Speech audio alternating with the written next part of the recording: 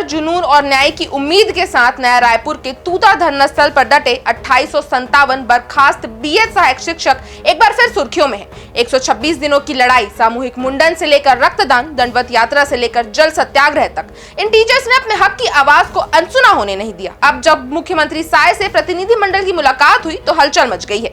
क्या ये लंबे संघर्ष का सुखद अंत है या फिर एक और वादे की शुरुआत? ये कोई अचानक उठा जन आंदोलन नहीं था, ये तकलीफ थी उन 2857 शिक्षकों की जिन्होंने सालों की सेवा के बाद एक झटके में बेरोजगार कर दिया गया। कल तक जो क्लासरूम में बच्चों को फ्यूचर के सपने दिखाते थे, आज खुद सड़कों पर अपने अस्तित्व की लड़ाई लड़ रहे थे। सरकार से गुहार, नेताओं को लेटर और जनप्रतिनिधियों के दरवाजे पर दस्तक देने के बावजूद जब सुनवाई नहीं हुई तो इन शिक्षकों ने रास्ता चुना आंदोलन का, लोकतांत्रिक लड़ाई का। लेकिन अब सीन थोड़ा बदल चुका है। 126 दिन की लंबी लड़ाई के बाद इन शिक्षकों को आखिरकार ये मौका मिला जिसका उन्हें बेसब्री से इंतजार था, मुख्यमंत्री विष्णुदेव साय से मुलाकात। और इसी मुलाकात में उन्हें मिला एक बड़ा आश्वासन कि उनकी समायोजन की मांग पर जल्द से जल्द कार्रवाई होगी। अब उनके चेहरे पर थोड़ी राहत है और दिल में फिर से एक नई उम्मीद। आपको बता दूं कि ये कोई मामूली मुलाकात नहीं थी। इस मुलाकात के बाद इन शिक्षकों ने अपना आंदोलन स्थगित करने का निर्णय लिया है, लेकिन सशर्त। इसका मतलब ये नहीं कि ये पूरी तरह से शांत हो गए हैं। इनका कहना है कि हमने सरकार से आश्वासन लिया है,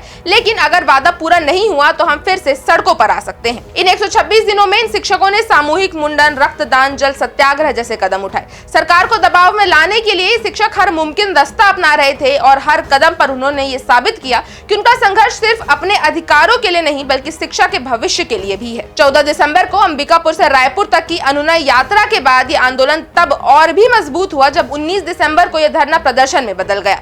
6 जनवरी को राज्य निर्वाचन आयोग में मतदान बहिष्कार की चेतावनी दी गई और 1 जनवरी को बीजेपी कार्यालय का घेराव किया गया। इसके बाद 3 जनवरी को सरकार ने एक उच्च स्तरीय प्रशासनिक कमेटी का गठन किया और 20 जनवरी को आचार संहिता लागू होने के कारण आंदोलन को अस्थायी तौर पर स्थगित कर दिया गया। उसके बाद भी टीचर्स डटे रहे, उन्होंने अपनी प्रोटेस्ट आगे बढ़ाई। अब जो आंदोलन ये स्थगित हो चुका है, लेकिन इनका संघर्ष खत्म नहीं हुआ। ये शिक्षक अपनी मांगों के लिए अब भी तैयार हैं और जब तक उनका हक नहीं मिलता उनका संघर्ष जारी रहेगा।